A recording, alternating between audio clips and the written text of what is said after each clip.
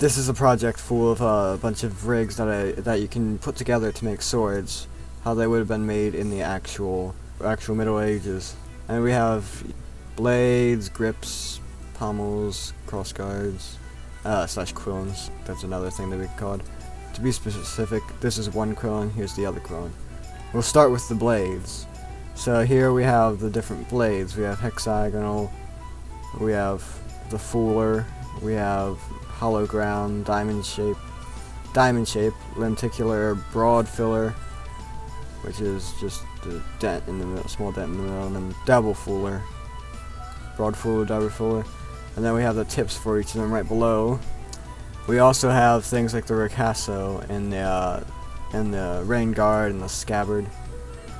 So yeah, I'll show you about each of those. You already know what blades do, but ricasso, it shows you there's an indentation in the blade that isn't sharpened because that part of the blade isn't used for cutting. That's what it is.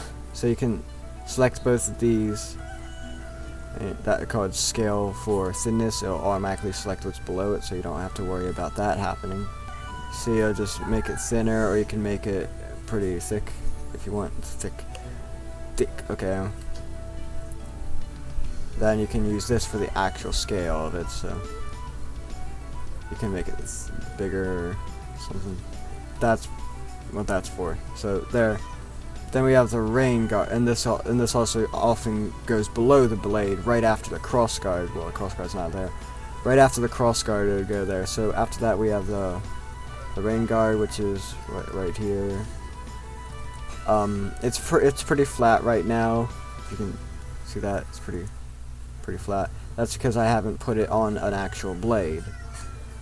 The blade is the blade is any blade. You put it on the blade, you make sure it's at 0, 0, 0, which it normally is, and normal rotation. You can see it still doesn't look right. You go to item, and then you check what you click on the blade shape. You can see the blade shape right here. So that's the blade shape, and then we click on this, and it's this, and this is this blade shape. So you click on that, and there you go. Now the rain guard is an actual rain guard. So let's undo that. If you check here, rain guard, for protecting the rim of the scabbard from damage of the guard, acting as a lid to seal the blade as well. That's what that's for. And then there's a scabbard. I think you recognize this is basically the sheath, scabbard, whatever. It's got the rim here, which can be damaged if you don't have a rain guard. And we also have the locket thing, I forget what it's called. It protects the sword and encases it if you need it to. If you want it to. Pretty simple. So yeah, that's all for the blades. Let's close the blades, make them invisible because I don't like blades. After that's the grips. So for the grips we have the different styles. So if I open grips, you can see type 1 through 9, and the ones that are taller are normally for, yeah, you can just extend them if you want them to be for a double-handed sword. They can pretty much be used for either, but this is for standard one-handed, because this is the size of a Steve's hand, and it would pretty much fit it perfectly. I don't know why I made these smaller, but you can just scale them up. It doesn't really matter that much. I have this one. This one's pretty neat. It's only for long swords. So this one is for only long swords too. So yeah, that's type 6 is only for long swords. You can tell by the little rim in the little between. So yeah, those are the grips. The grips don't really have much to them. They're just things you hold on to. Science. Then we have cross guard / quillons. We have a few of those. You can see we have style 1 through 12, and we also have some variants of different styles. You can see it goes right below them. So these are the variants. You can see this one's pretty much identical, besides the little amounts of things on here. Same here, right here. So yeah, there's just there's some stuff about the ages when they were used. So if you want to create cross guard for a specific age and you want to do it accurately, you can do that. But other than that, you don't really have to. I don't really care that much about it. It's just in case you do. There's a lot of pommels. There's a lot of different types. I'm not gonna go through all of them, but each of them yeah, well, let me just click on a pommel. Where just the item and then open custom item slot. There's quite a few. Yeah, there's quite a few textures. Yeah, they are often on the bottom of the grip, so hanging off. It says over here that go at the bottom. They act as a counterweight. Often they act as a counterweight. For the bigger swords, they're sometimes hollow, and so it doesn't increase the weight that you have to carry in all. So yeah, that's all about that. And now I'm gonna put together an example sword so I can show you. So I'm gonna pick my favorite out of all of these. I like the scent stopper pommels like these. So I'm gonna duplicate that. I'm gonna take it out and put it at the bottom. Grip will be type 9.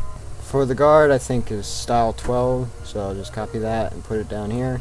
Choosing a double fuller for the blade because that's the most complicated blade here. I'm also having a ricasso and rain guard, and naturally I'm going to have a scabbard as well. So here I have all the parts and I'm going to put them together. So how I would put them together is put this at 0, 0, and then I'd have this about right here under the world on purpose. Then style 12, this is the cross guard, and we have type 9 for the grip. So you can see some things don't really match up for size, but that's fine. You can just scale this. You can make it pretty much any size you want. It doesn't really matter. And I'm gonna put the double fuller blade, and let's say I don't want the particular size of fuller on it.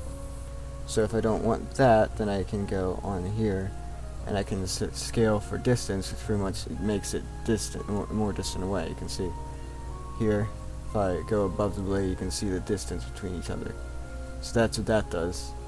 So I'm gonna have something like that, and then like really thin for the fuller, and then I'm gonna have the blade size go down, so it's not as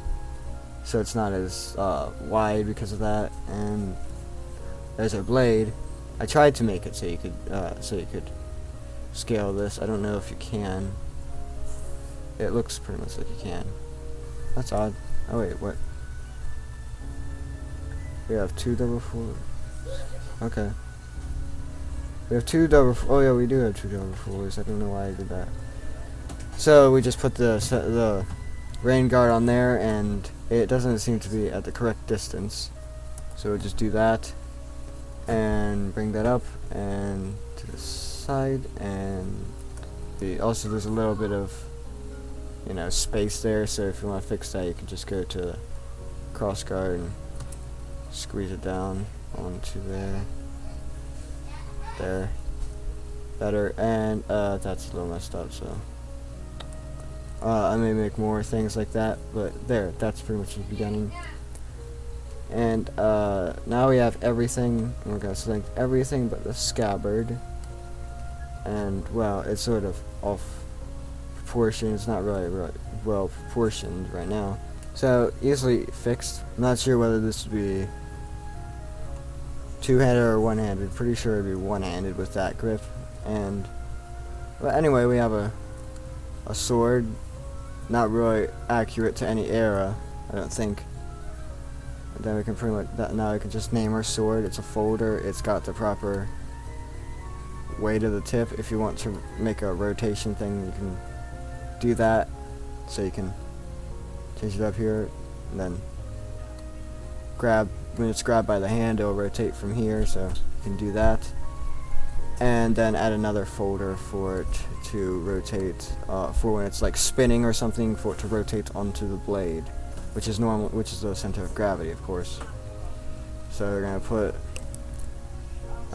SOG for center of gravity, and then hand rotation. And we've got that, and then we're pretty much gonna put that into the scabbard. This is for like if you're parenting it to the body.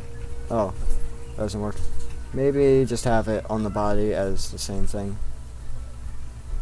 Okay, well that's as close as I can get it for now, because I don't really feel like wasting much, spending much more time on this.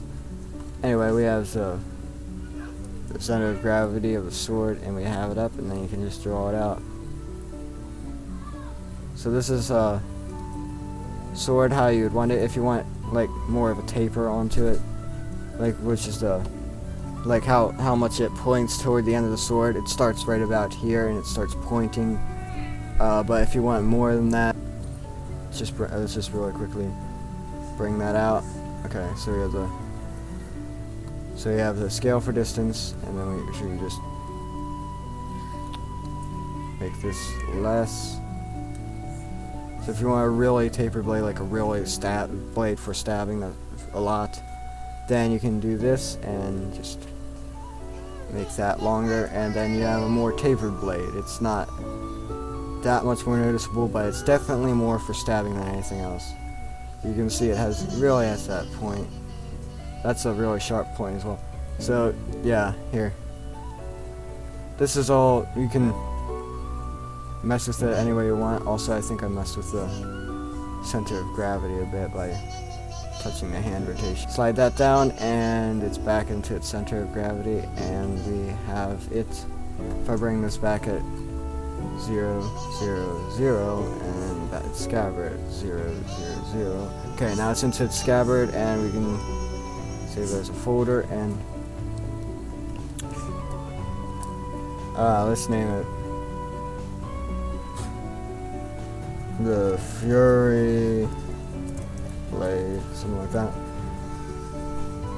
And there, you can have the whole blade. So yeah, that's the end of the tutorial about basically how to put together a sword using this rig. I spent a long while making it, so I hope you like it, because that's why I made it for everybody else. Well, I'll use that too, of course, but I'll also update it possibly with new pommels and blade designs. Nothing too insane, but just different styles. If anybody wants them, I could definitely add them, or you could just add it yourself. So yeah, bye.